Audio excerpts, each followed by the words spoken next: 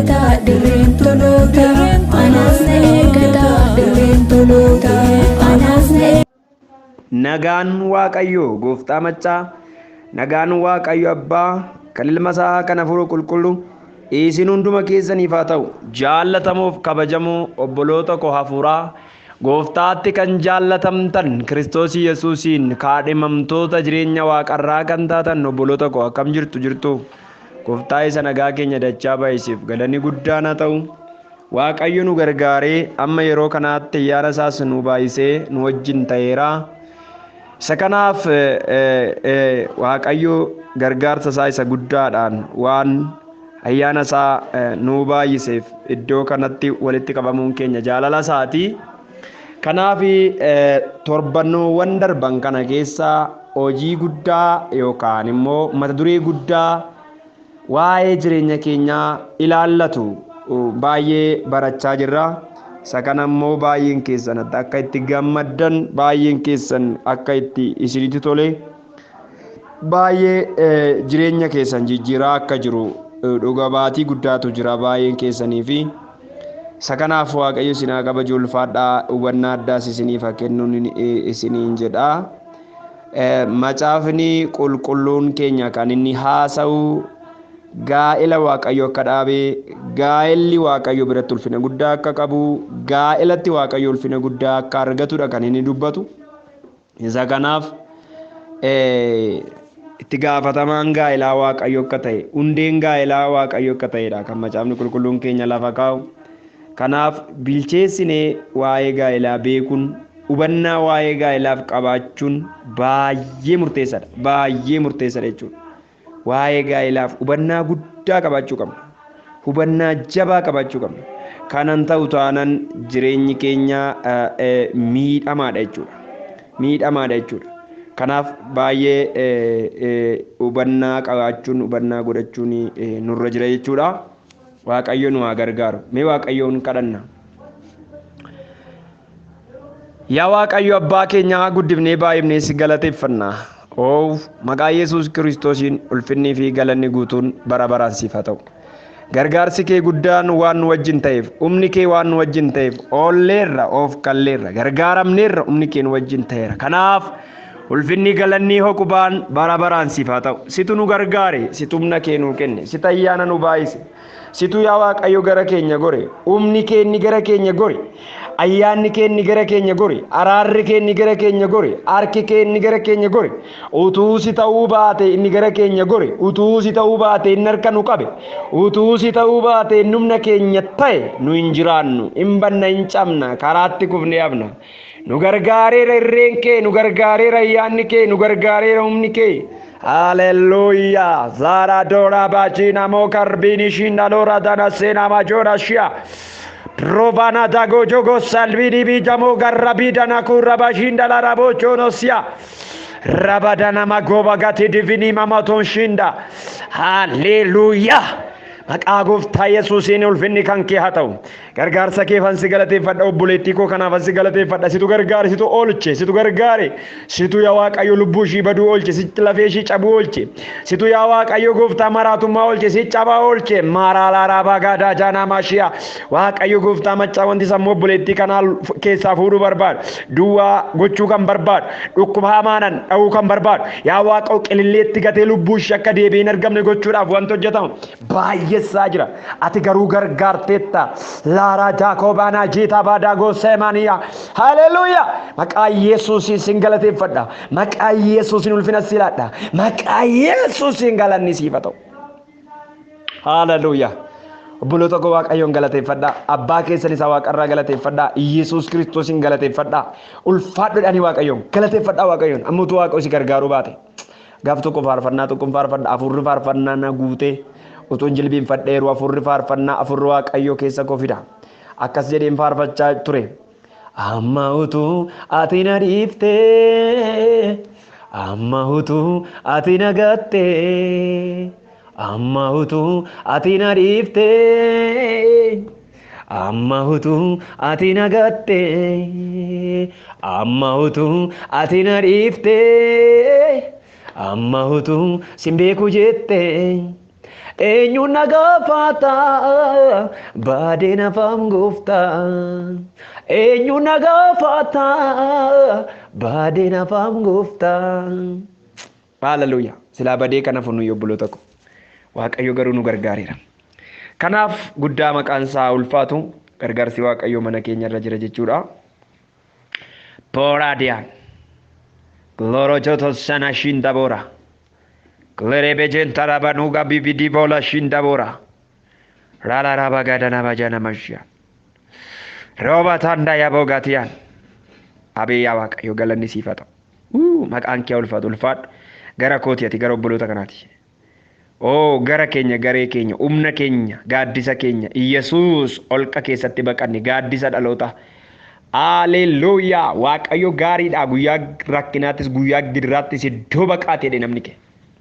Iddoo baqannaa keenyaa bakka itti rakkina jalaa baqanne du'a jalaa itti baqanne gaaddisa koo Yesuus. Haleluuyaa. Iddoo koluutti galle. Ameen ameen. Galanni ulfinni hoqubaan bara baraan siifata. Dhukkuba ama obboleettii kana keessatti hafe sammuu ishii nyaatu namoota dhaqna isaanii yookaan foon isaanii kanatti humni dhukkubaa galee sodaachisu. Nan du'oo dhukkubni kun najjeesa jettee kan sodaattu በናዝሬቱ በጌታ በኢየሱስ ስም ወንተ sodaattu ሱስ irratti hin ta'u. ሃሌሉያ እንደዚህ ውስጤ ይሞላኛል። ሃሌሉያ አትፍሪ። ሃሎራ ያባሻ hinduutu jiraata waa'ee keetiif kakuu haaraa jira. Ardoo kaayin gaddiin fardi mootii siffee hamaa jira. Barri gadda kee kunis hin daraba sitti dhiyyee nafu. Qomoon diinota kee wal guranii dhufanii gugguufu. Sirraa dabarseera Waaqayyo du'a.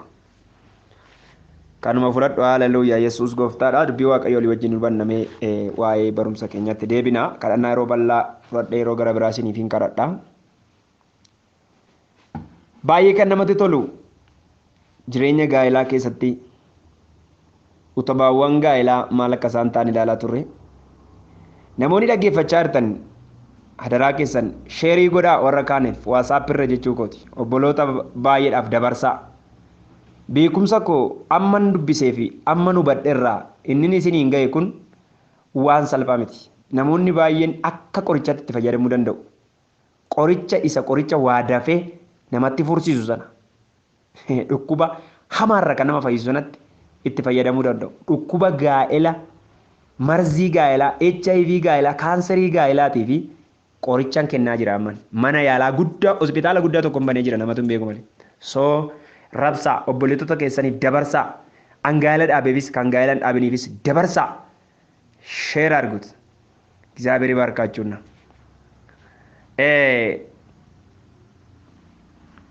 gaa'elli garaagarummaa gaa'ela waldaa keessaa fi gaa'ela waldaadhaan alatti dhaabamuutan isin barsiisaa yeroo xiqqoo furadhaaf maaliif ennaan qabxiilee barbaachisoo ariifadhee yoon isin raachituule na jalaa daftanii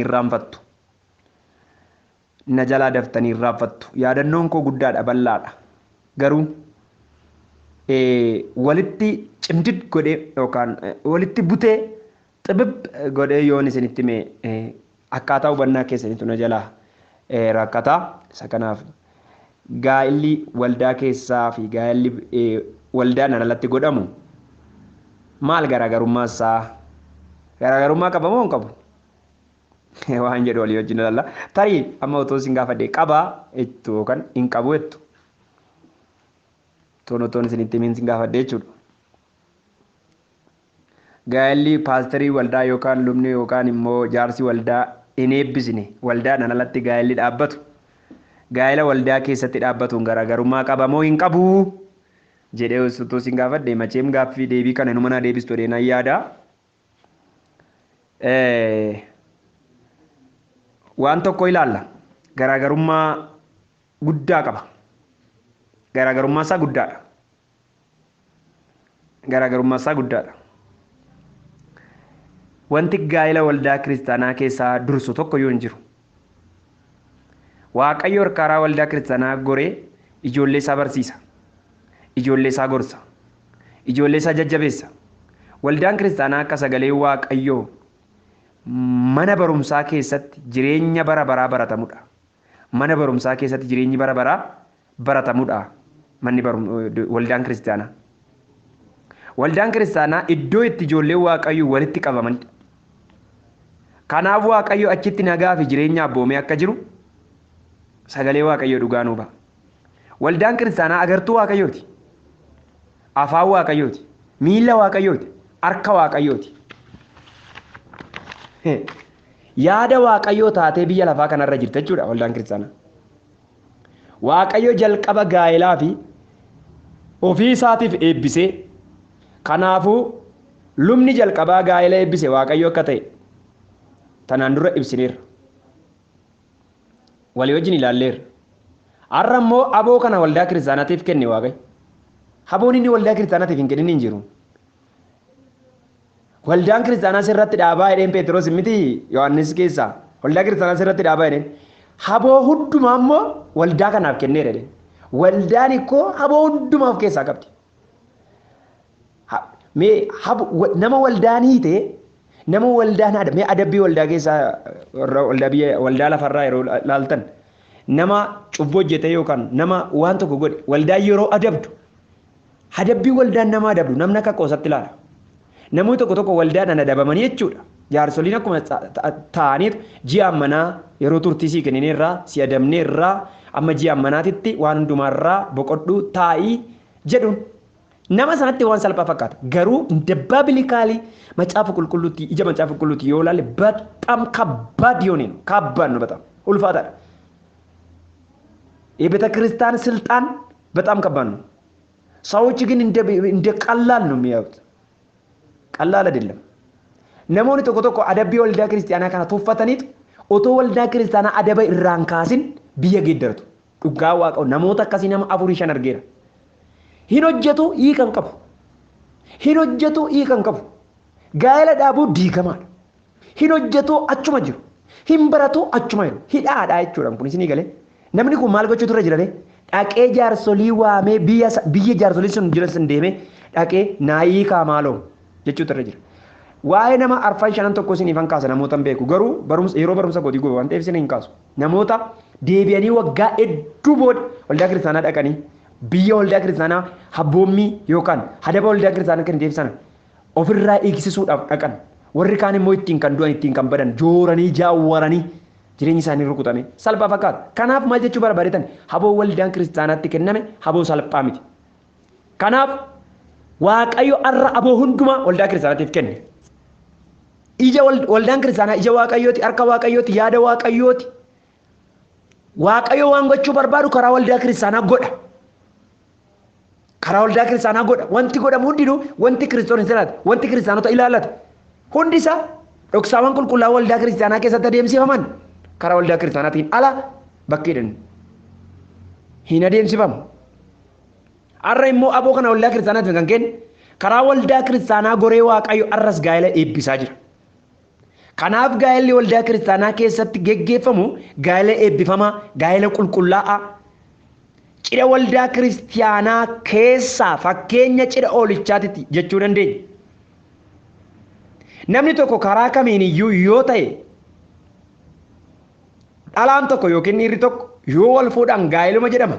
Haa ta'u malee kan waldaan kiristaanaa dhugaa dubbii Waaqayyootiin waan qulqullaa'uuf gaa'ela milkaa'aa ta'uu danda'a. Kan waldaa kiristaanaa keessa dhugaa dubbii Waaqayyootiin waan qulqullaa'uuf gaa'ela milkaa'aa ta'uu danda'a. Sababni isaa Waaqayyo aboo fi hangoo guutuu waldaa kiristaanaatiif kenne waan ta'eef.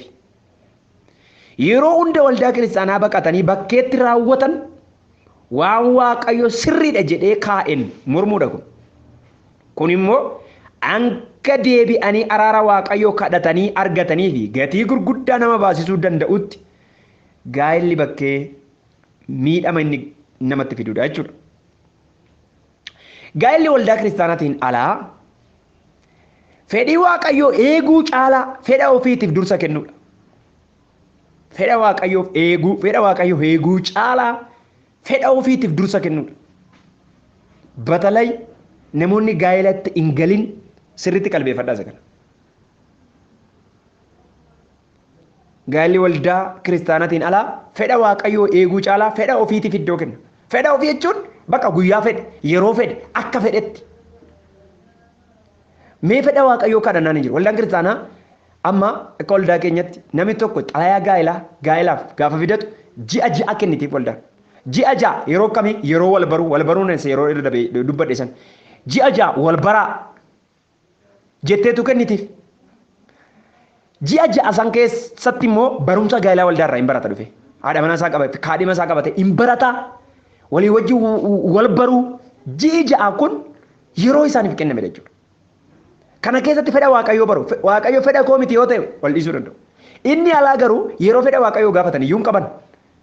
Har'a wal arguu galgala feestaala isaanii fudhatanii walitti galu. Sinii galee rakkinaa fi dhiibbaa jiru ilaalanii fedha waaqayyoo booddeetti hambisuun gatii jabduu nama baasisuu danda'a. Kanaaf rakkina yoo qabaate iyyuu hanga danda'ametti bifa ittiin salphachuu danda'u irratti mari'atanii karaa waldaa ofii geggeeffachuun yaada waaqayyoo dursisiisuun waan hundumarra caala jechuudha. Yeroo tokko ani akkamittiin waldaatti fuudha, maayinan beelloo fuudha, maayinan summii fuudha, maayinan makiinaa fuudha, maayinan sangaa bitaa, maayinan akkas godha. Eekoo macaafa qulqulluu miti kun waa'een suufii beelloo kee inni guddaan seerri waaqayyoo haa raawwatamudha. Waldaan keessa tajaajilu keessaa gurbaa tokko amma irraa bataam appreciate maare gosa uyyaalle. Na maal godha gaaf tokko namoota ani karaa gaa'elaa karaa waldaa kiristaanaa gaa'ela godhadhaa jedhe. Maal xalayaa fidatee inni intinaa inni maal godhaa uffatuma dura qabu. Bakka waanuma akka badee sangaadhee beelloo godhe tokko iyyuu hin qabu. Garuu maal karaa waldaa kiristaanaatiin dhufee barumsa barate karaa waldaa kiristaanaatiin dhufee eebbi lubaa qalabatiin sirni gaa'elasaa karaa waldaa kiristaanaatti ta'e. Sangaa bituu sinnaan baqallaalu eebba waldaa kiristaanaa barbaade namni kun. Namoonni tokko eebba miti kan waaqabaa barbaadu, waca barbaadu. ሰርግና ትዳር ይለያያል። አንዳንዶቹ ሰርግ እኮ የአንድ ቀን ነው፣ ድግስ የአንድ ቀን ነው፣ አንድ ቀን ነው። እሱ ከ6 ሰዓት እስከ 12 ከ12 ሰዓት በኋላ ሌላ ሰርግ ነው። እንግዲህ የታወቀ ነው። ስለዚህ namoonni baay'een ጊዜ irra jisaanii jira, namoonni baay'een garaagara irra jisaanii jira. Lakki iji nama irra jiraachuun kan irra jiru tokko fedha waaqayyoo, lammaffaa karaa waldaa kiristaanaa goree waaqayyoo eebba saanaa kenna. Eebba karaa waldaan kiristaanaa gaa'elee biiftu moo salphaa miti. Gaa'elli waldaa kiristaanaatiin alaa inni gara biraa hubannaa malee ijaarama. Inni lammaffaan tokko fedha waaqayyoo eeguu caala fedha ofii eeguu jenne miti. Lammaffaan immoo hubannaa malee ijaarama. Manni hubannaa malee ijaarama akkam ta'a? Surreen fiigaa hidhatan utuu fiiganii namarraa bu'aa jedha Oromoon. Hubannaa malee wanti ijaarame diigamuutti dhiyaatee jiraata yeroo hundumaa. Diigamuutti dhiyoodha, kufuutti dhiyoodha. Karaan kan biraa ollaa yookiin fira diigamuuti jechuudha. Ollaa diigamuu jira, fira diigamuu jira jechuudha. Hubannaa isaa utuu hin qabaatiin gaa'ela dhaabbachuun cirracha irratti mana ofii ijaarrachuudha. Gaa'elli bifa kanaan dhaabbatu carraan diigamuu isaa baay'ee bal'aadha jechuudha. Hubannaa malee. Sadaffaan seera waldaa baqachuutti seera waaqayyoo cabsuu ta'a.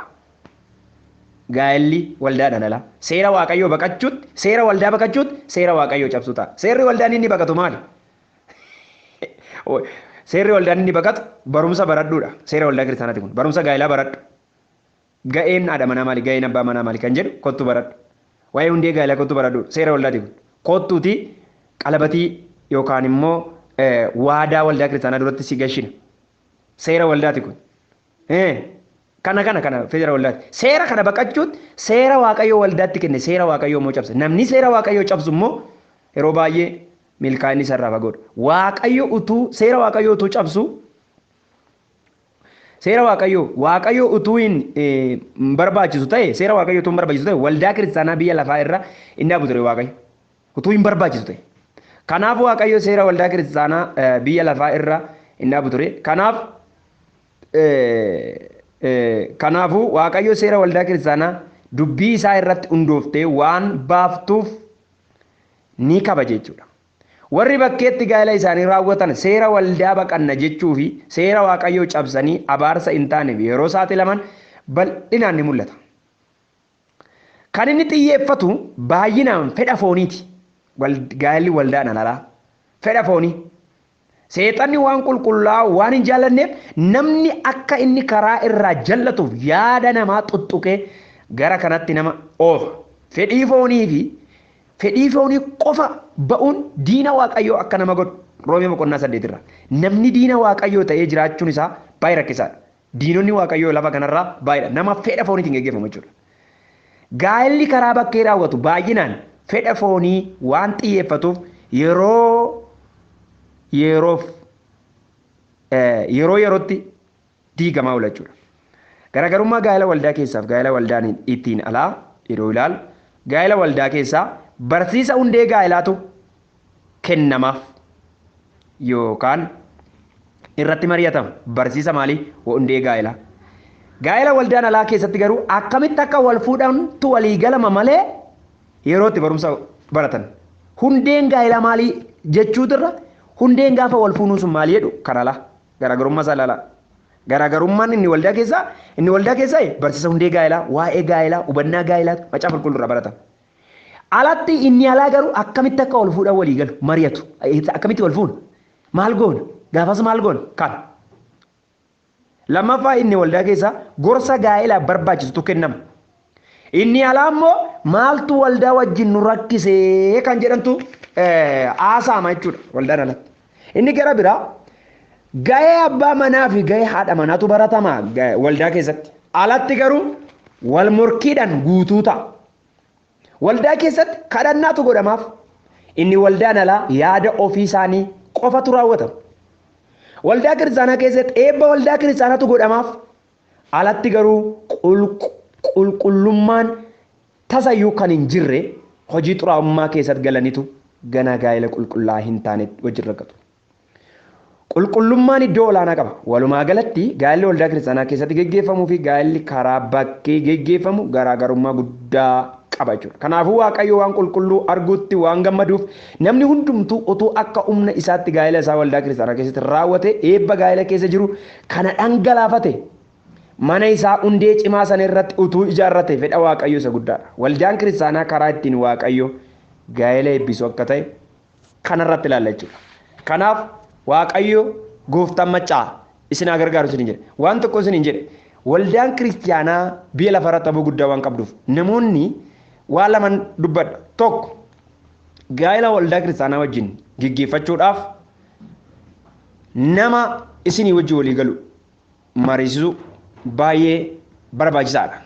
Inni warri gaa'ela dhaaban immoo carraa karaa waldaa kiristaanaa deebi'anii waadaa haareffatan qabu. Akka sirna waldaa keenya waldaa makaana Yesuusitti amma jira. Namni waggaa tokko waggaa lama erga gaa'ela karaa alaayyuu gaa'ela godhatee dhufee waldaa kiristaanaa mariisisee qalabatiidhaan daganaa miizee godhatee haareffannaa gaa'elaa kan jedhamu waldaa duratti saba guddaa duratti aalle jira jechuudha. Waadaa haareffachuu jedhama inni kun. Kalaa lamaanuu jira jechuudha. Egaa isa kana waama dubbachuun irra jiruufan dubbadhaa. Mata duree itti aanutti hin darbu. Eebbifamaa Waaqni isin haa kabaju yeroo gara biraa mata duree biraatiin wal agarra.